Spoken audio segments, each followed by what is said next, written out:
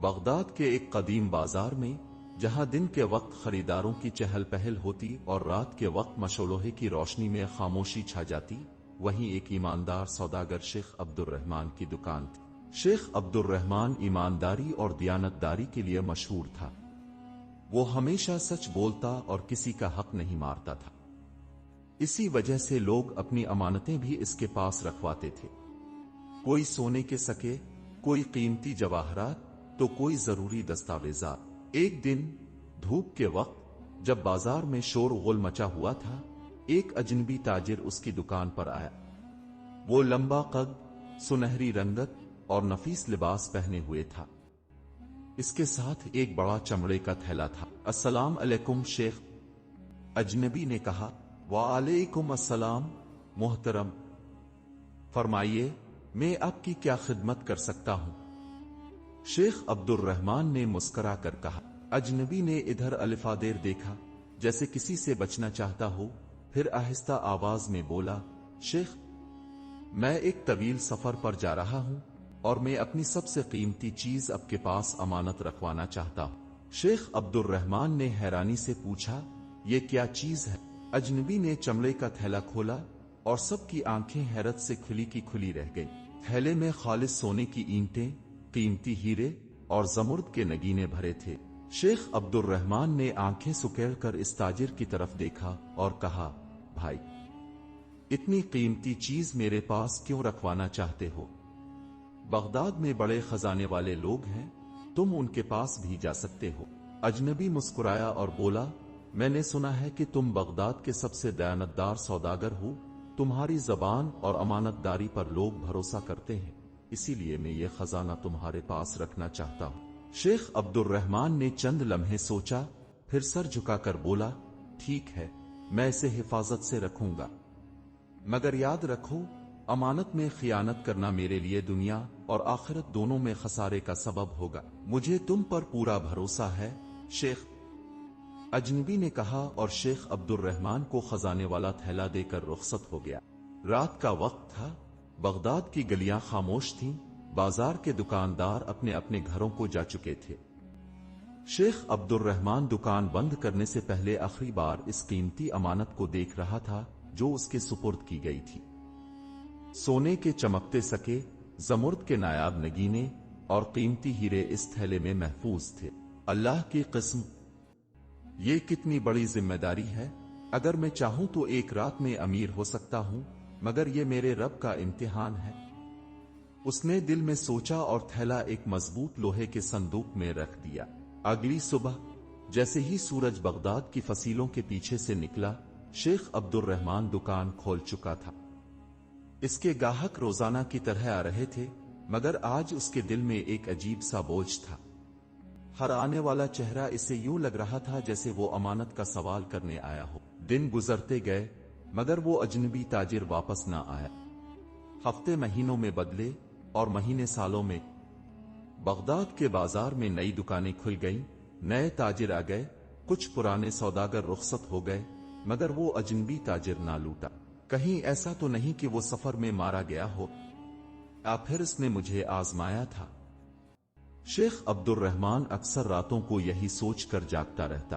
ایک دن اس کے قریبی دوست، جو خود بھی ایک تاجر تھا، دکان پر آیا اور رازدارانہ لہجے میں بولا، عبد الرحمن، تمہارے پاس جو امانت رکھی گئی تھی وہ اب تک واپس لینے کوئی نہیں آیا۔ شیخ عبد الرحمن نے گہری سانس لی، نہیں، مگر وہ جب بھی آئے گا میں اس کی امانت لوٹا دوں گا۔ دوست نے معنی خیز نظروں سے دیکھا اور بولا، اگر وہ کبھی واپس ہی نہ آئے تو؟ آخر تم نے اتنے سال اس کی امانت سنبھال کر رکھی ہے، تمہیں بھی اس میں کچھ حصہ ملنا چاہیے۔ شیخ عبد الرحمن نے حیرت سے اپنے دوست کی طرف دیکھا، تم چاہتے ہو کہ میں اس میں خیانت کروں؟ یہ میرا حق نہیں، بلکہ ایک امتحان ہے۔ دوست مسکرا کر بولا، میں تو صرف مشورہ دے رہا تھا، تمہاری ایمانداری قابل تعریف ہے، مگر دنیا میں لوگ ایسے موقع کو غنیمت سمجھ کر اپنا نصیب سنوار لیتے ہیں۔ شیخ عبد الرحمن نے مضبوط لہجے میں جواب دیا، میرا نصیب وہی ہے جو میرا رب میرے لیے لکھے گا، کسی اور کی امانت پر نظر رکھنا میرے لیے تباہی کے سوا کچھ نہیں۔ وقت گزرتا گیا، سالوں پر سال بیت گئے، مگر وہ اجنبی تاجر کبھی واپس نہ آیا۔ بغداد کے بازار میں نئے سوداگر آ گئے، پرانی دکانیں بدل گئیں اور کئی چہرے وقت کی گرد میں کھو گئے، مگر شیخ عبد الرحمن اپنی جگہ قائم تھا، اپنی ایمانداری پر مضبوطی سے ڈٹا رہا۔ ہر رات جب وہ دکان بند کرتا تو وہ صندوق کھول کر اس امانت کو دیکھتا۔ سونے کے سکے اب بھی اپنی چمک رکھتے تھے، زمرد اور ہیرے اب بھی اپنی آب و تاب میں تھے۔ وہ اکثر سوچتا کہ اگر میں چاہوں تو ایک دن میں دنیا کا امیر ترین انسان بن سکتا ہوں، مگر میرے رب کی رضا سب سے بڑی دولت ہے۔ ایک رات جب وہ دکان بند کرنے کی تیاری کر رہا تھا، ایک اجنبی شخص اس کے پاس آیا۔ اس کا لباس خستہ حال تھا، چہرہ گرد سے بھرا ہوا اور آنکھوں میں بے قراری تھی۔ وہ سیدھا شیخ عبد الرحمن کے قریب آیا اور کانپتی ہوئی آواز میں بولا، شیخ، میں نے سنا ہے کہ تم بغداد کے سب سے ایماندار سوداگر ہو، اگر کوئی تمہارے پاس امانت رکھے تو تم خیانت نہیں کرتے۔ شیخ عبد الرحمن نے گہری سانس لی اور نرمی سے کہا، جو اللہ کا بندہ ہے وہ خیانت کیسے کر سکتا ہے؟ امانت تو ایک امتحان ہے۔ اجنبی نے لرزتی آواز میں کہا، اگر تمہیں 10 سال پہلے رکھی گئی امانت یاد ہو تو میں وہی تاجر ہوں جس نے تمہارے پاس اپنی سب سے قیمتی چیز چھوڑی تھی۔ یہ سن کر شیخ عبد الرحمن کا دل زور سے دھڑکنے لگا۔ وہ شخص واقعی بدل چکا تھا، پہلے وہ امیر تھا، اب وہ فقیروں کی طرح لگ رہا تھا۔ اس کے چہرے پر مسافت کی تھکن اور آزمائشوں کی جھریاں تھیں۔ تمہیں اللہ کی قسم، کیا میری امانت محفوظ ہے؟ تاجر نے التجا کی۔ شیخ عبد الرحمن مسکرایا اور بولا، میرے بھائی، اللہ کا شکر ہے کہ تم لوٹ آئے، ورنہ یہ مال میرے لیے بوجھ بن چکا تھا۔ اس نے دکان کے اندر جا کر وہی لوہے کا صندوق کھولا جس میں وہ خزانہ محفوظ تھا۔ جیسے ہی صندوق کا ڈھکن اٹھا، وہی پرانے سونے کے سکے، زمرد اور ہیرے جگمگانے لگے۔ تاجر کی آنکھوں میں آنسو آ گئے۔ اللہ اکبر! آج مجھے یقین ہو گیا کہ دنیا میں ابھی نیک لوگ باقی ہیں۔ یہ تمہارا حق تھا جو تمہیں واپس ملا۔ شیخ عبد الرحمن نے نرمی سے کہا، مگر تاجر نے آگے بڑھ کر شیخ کے ہاتھ تھام لیے اور سر جھکا کر کہا، نہیں شیخ، میں آج جو کچھ ہوں وہ اللہ کی طرف سے ایک آزمائش تھی اور تم نے یہ آزمائش کامیابی سے پوری کر لی۔ میں تمہیں یہ سارا مال تحفے میں دینا چاہتا ہوں۔ یہ سن کر شیخ عبد الرحمن دم بخود رہ گیا۔ وہ خزانہ جسے سنبھال کر رکھا تھا، آج بغیر کسی محنت کے اس کا ہونے جا رہا تھا۔ شیخ عبد الرحمن نے حیرانی سے اس اجنبی تاجر کی طرف دیکھا جو کبھی شہزادوں کی طرح لباس پہنتا تھا، آج ایک عام فقیر لگ رہا تھا۔ اس کے ہاتھ لرز رہے تھے، آنکھوں میں وقت کی تھکن تھی، مگر زبان میں عاجزی اور دل میں شکر گزاری تھی۔ شیخ، میں نے جو خزانہ تمہارے پاس رکھا تھا وہ میری زندگی کی سب سے بڑی دولت تھی، مگر وقت نے مجھ پر ایسے پہلو بدلے کہ آج میں ایک معمولی مسافر کے سوا کچھ نہیں۔ میں چاہتا ہوں کہ یہ خزانہ تم رکھ لو، کیونکہ اگر تم جیسا ایماندار آدمی نہ ہوتا تو یہ کبھی مجھے واپس نہ ملتا۔ تاجر کی آواز میں سچائی تھی، مگر شیخ عبد الرحمن مسکرا دیا، بھائی، میں نے جو کیا وہ میرا فرض تھا۔ امانت داری کوئی احسان نہیں بلکہ ایمان کا ایک تقاضا ہے۔ یہ کہہ کر شیخ نے صندوق تاجر کے آگے کر دیا، یہ لو، اپنا حق لے جاؤ۔ اللہ نے تمہیں آزمایا تھا، مگر تم واپس آئے ہو، یہ تمہارے نصیب کا رزق ہے۔ تاجر کی آنکھوں سے آنسو بہنے لگے۔ شیخ، میں اب ایک عام آدمی ہوں، میرے پاس نہ محل ہے، نہ نوکر، نہ کوئی کاروبار۔ میرے پاس سب کچھ تھا، مگر قسمت نے مجھ سے سب کچھ چھین لیا۔ مگر آج میں دیکھ رہا ہوں کہ جو چیز میں نے چھوڑ دی تھی وہ واپس میری جھولی میں آ رہی ہے۔ شیخ عبد الرحمن نے نرمی سے کہا، مال کی حقیقت کو سمجھو بھائی، یہ وہ چیز ہے جو آج ہے، کل نہیں۔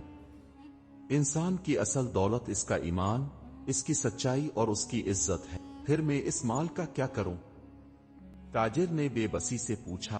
شیخ عبد الرحمن چند لمحے خاموش رہا، پھر کہنے لگا، یہ مال اللہ نے تمہیں واپس کر دیا ہے، مگر اب تمہیں فیصلہ کرنا ہے کہ تم اسے کیسے خرچ کرتے ہو۔ اگر تم چاہو تو پھر وہی غلطیاں دہرا سکتے ہو، اور اگر چاہو तो उसे अल्लाह की राह में लगाकर आखिरत की तैयारी कर सकते हो। ताजिर ने गहरी सांस ली। शेख, मैंने दुनिया देखी है और अब मुझे समझ आ चुकी है कि असल दौलत वो नहीं जो इंसान के हाथ में हो, बल्कि वो है जो दिल में हो। मैं इस माल का एक हिस्सा गरीबों में तकसीम करना चाहता हूं ताकि मेरे गुनाहों का कफारा अदा हो और बाकी माल अपने बच्चों की बेहतरी के लिए रखूं। शेख अब्दुर्रहमान ने खुश होकर सर हिलाया। यही एक अक्लमंद इंसान का फैसला होता है। दूसरे दिन बगदाद के बाजार में एक अजीब मंजर देखा गया। वही शख्स जो कभी एक अमीर ताजिर था, आज गिल्ली गिल्ली जाकर गरीबों में दिरहम और दिनार बांट रहा था। लोगों ने हैरत से देखा, कुछ ने खुशी से दुआएं दी और कुछ ने कहा, यह अल्लाह का करम है जो देने वाले के दिल में रहम डाल देता है। शेख अब्दुर्रहमान ने सुकून से यह सब देखा और अल्लाह का शुक्र अदा किया। वो जानता था कि आजमाइश सिर्फ ताजिर के लिए नहीं बल्कि इसके लिए भी थी और अल्लाह ने इसे सुरखरू किया था। बगदाद की गलियों में एक अनोखा मंजर था। जो ताजिर कभी दौलत और गुरूर का मुजस्समा था, आज वो एक दरवेश की तरह लोगों में सोना, चांदी और दिनार बांट रहा था। बच्चे, बूढ़े, यतीम और बेवाएं इसके पास आते और वो सबको खिले दिल से देता जाता। बाजार में लोग हैरानी से बातें कर रहे थे। क्या ये वही ताजिर है जो कई साल पहले अचानक गायब हो गया था? हाँ, सुना है कि इस पर बड़ी आजमाइश आई, सब कुछ खो बैठा था, मगर अल्लाह ने इसकी अमानत वापस लौटा दी। अब देखो, अपनी दौलत अल्लाह की राह में दे रहा है। ऐसा मंजर कम ही देखने को मिलता है। शेख अब्दुर्रहमान अपनी दुकान के सामने खड़े ये सब देख रहे थे। उनके चेहरे पर सुकून था। ये इस अमानत का असल हक था जो अल्लाह के दिए हुए माल को अल्लाह के बंदों में बांट दिया गया। मगर कहानी अभी खत्म नहीं हुई थी। शाम का वक्त था। सूरज बगदाद की बुलंद फसीलों के पीछे डूब रहा था। ताजिर थका मांदा मगर दिल में अजब खुशी लिए शेख अब्दुर्रहमान की दुकान पर पहुंचा। शेख, आज मैंने वो माल बांट दिया जो मेरे पास एक आजमाइश के तौर पर आया था, मगर एक चीज अब भी मेरे दिल में बाकी है। ताजिर ने आहिस्ता से कहा। क्या चीज? शेख अब्दुर्रहमान ने मुस्कुराते हुए पूछा। ताजिर ने झिझकते हुए कहा, शेख, जब मैंने आपको वो अमानत दी थी तब मैं अमीर था और अब मेरे लिए बस एक दुकानदार थे, मगर आज मैं समझ गया हूं कि असल अमारत दौलत में नहीं, ईमानदारी में है। मैं चाहता हूं कि मैं भी अब जैसा ईमानदार ताजिर बनूं और अपनी बाकी जिंदगी अल्लाह की रजा के मुताबिक गुजारूं। क्या आप मुझे सिखाएंगे कि सच्चाई और दियानत कैसे कमाई जाती है? ये सुनकर शेख अब्दुर्रहमान के चेहरे पर एक गहरी मुस्कुराहट आ गई। अगर तुम सच में ये सीखना चाहते हो तो मैं तुम्हें अपना शागिर्द बना लूंगा। ताजिर की आंखों में खुशी की चमक आ गई। मैं अपनी बाकी जिंदगी रिज़्क़ हलाल के लिए वक्फ कर दूंगा और जो सबक मैंने आजमाइशों से सीखा है वो मैं दुनिया को सिखाऊंगा। इस दिन के बाद वही ताजिर जो कभी गुरूर और तकब्बुर में डूबा था, बगदाद का सबसे नेक और ईमानदार सौदागर बन गया। लोग उसकी ईमानदारी की मिसालें देने लगे और बगदाद में उसकी कहानी मशहूर हो गई कि ये वही आदमी है जिसकी अमानत अल्लाह ने कई साल बाद लौटाई थी और जिसने सच्चाई के बदले दुनिया की दौलत कुर्बान कर दी। वक्त गुजरता गया और वो ताजिर जो कभी गुरूर और दौलत में डूबा था, आज बगदाद के सबसे दियानतदार और ईमानदार ताजिरों में शुमार होने लगा। शेख अब्दुर्रहमान का शागिर्द बनने के बाद उसने सच्चाई, दियानत और हलाल रिस्क के उसूलों को अपनाया और अपनी तिजारत को अल्लाह की रजा के मुताबिक चलाना शुरू किया। अब वो बाजार में किसी को धोखा नहीं देता था, न ज्यादा नफा कमाता था और न ही किसी गरीब को खाली हाथ लूटता था। लोग उसकी नेकी और ईमानदारी की मिसालें देने लगे। ये वही शख्स था जिसकी दौलत इससे छन गई थी, मगर आज वो सब कुछ लूटा दिया गया था। एक दिन बगदाद के बाजार में एक अजीब वाकया पेश आया। एक अजनबी शख्स जिसका लिबास पुराना था और चेहरे पर सफर की थकन नुमाया थी, इस ताजिर की दुकान पर आया। अस्सलाम अलैकुम मोहतरम ताजिर, मैंने आपके बारे में सुना है कि अब बगदाद के सबसे ईमानदार और दियानतदार सौदागर हैं। वालेकुम अस्सलाम, फरमाइए, मैं आपकी क्या मदद कर सकता हूं? ताजिर ने नरमी से जवाब दिया। मैं आपके पास एक अमानत रखवाना चाहता हूं क्योंकि मुझे आपकी दियानत पर मुकम्मल भरोसा है। اجنبی نے کہا اور ایک بھاری تھیلا آگے رکھا۔ یہ سن کر تاجر چونک گیا۔ اسے ایسا محسوس ہوا جیسے زندگی نے ایک بار پھر اسے آزمائش میں ڈال دیا ہو۔ آپ اتنے یقین سے میری دیانت داری کی بات کیسے کر رہے ہیں؟ آپ نے مجھے پہلے کبھی نہیں دیکھا؟ تاجر نے پوچھا۔